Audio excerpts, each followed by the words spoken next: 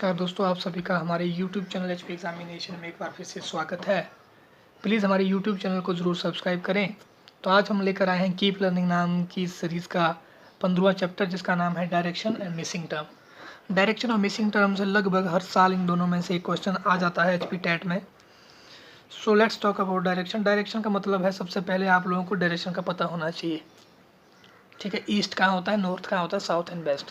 सो direction का तरीका ये है कि याद रखना, सबसे पहले तो इस तरह से ये वेस्ट होता है, ये ईस्ट होता है, and this is north and this is south. ये ऑलवेज रिमेंबर, और ये आपका सेंटर पॉइंट होता है। ठीक है, डायरेक्शन के मामले में आपको ये हमेशा याद रखना है। अब आती है डायरेक्शन के मामले में टर्न्स, कि लेफ्ट कौन होगा, राइट कौन होगा।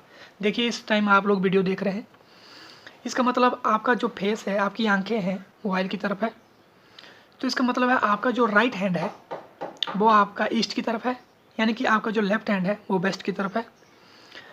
ये एक कॉमन जनरल तरीका है।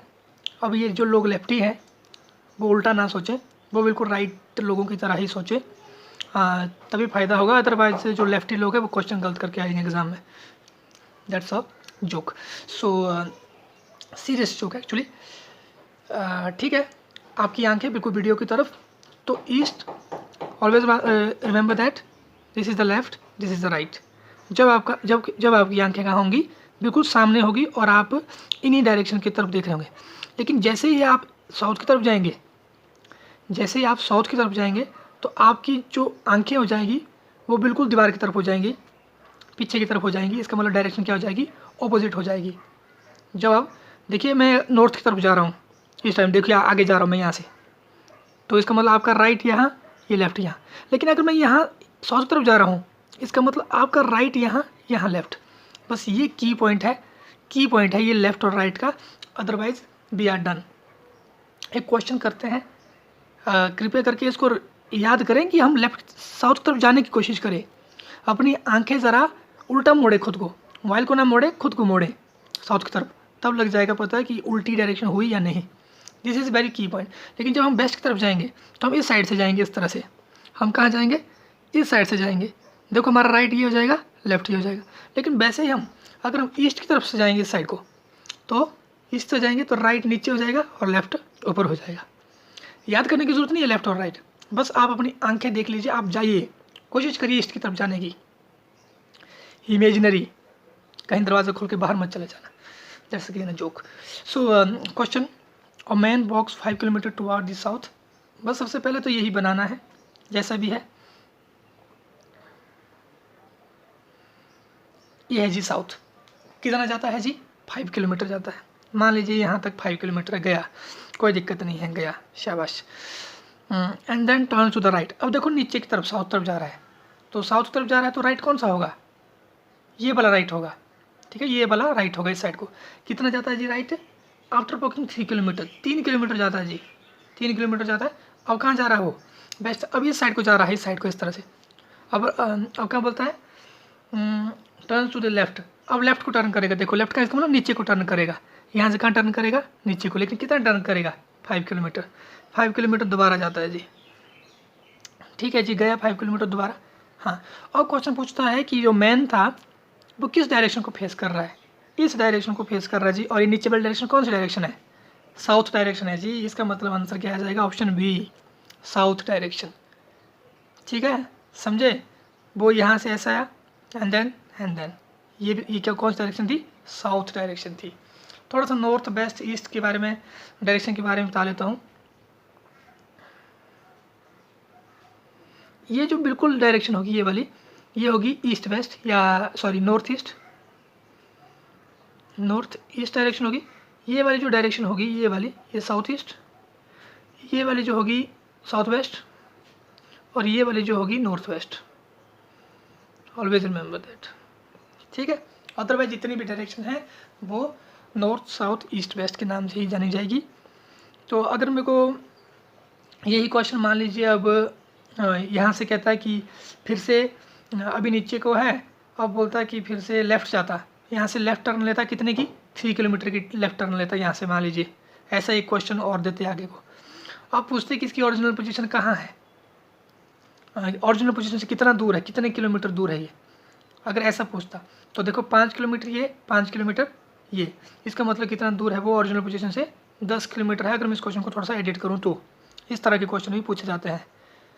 होपफुली आप लोगों के लिए क्वेश्चन एनफ है, क्योंकि एक ही क्वेश्चन आता है और इसी तरह का क्वेश्चन आता है, ज़्यादा बदलाव होते नहीं हैं, बिल्कुल ईजी बेसिक क्वेश्चन आता है, इसलिए ज़्यादा बेसिक ही करवाऊँगा, ज़्यादा कॉम्प्लिकेटेड नहीं करवाऊँगा।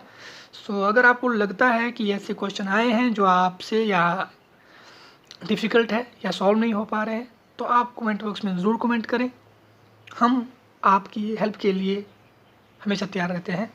सो मिसिंग टर्म के बारे में जान लेते हैं। मिसिंग टर्म मुझे पर्सनली बात कर रहा हूँ, हो सकता है किसी को आसान लगे, मुझे पर्सनली बहुत डिफ़िकल्ट क्वेश्चन लगते हैं, क्योंकि इसमें कोई पैटर्न तो होता है, उस पैटर्न को ढूंढने के लिए उतना समय नहीं होता है। कभी कभी तुक्का लग जाता है, जल्दी से पैटर्न मिल जाता है, कभी कभी इतना कंफ्यूजिंग होते हैं कि नहीं मिलता है पैटर्न। लेकिन अगर आपको आसान लगता है तो बहुत अच्छी बात है। कुछ एक क्वेश्चन लेकर आया हूँ कि किस तरह से डील करना है। मान लीजिए एक क्वेश्चन है 6, 7, 12, 14 एंड देन पूछा गया है कि मिसिंग टर्म कौन सी है, 21 एंड 24। हमेशा याद रखना, ये आपको लिए हिंट है जिसमें इस तरह से आगे पीछे नंबर हो। देखो छोटा 6 छोटा 7 बड़ा एंड देन 12 छोटा 14 बड़ा, 21 24। ऐसा लग रहा है कि कुछ गड़बड़ हो रही है सीरीज़ में।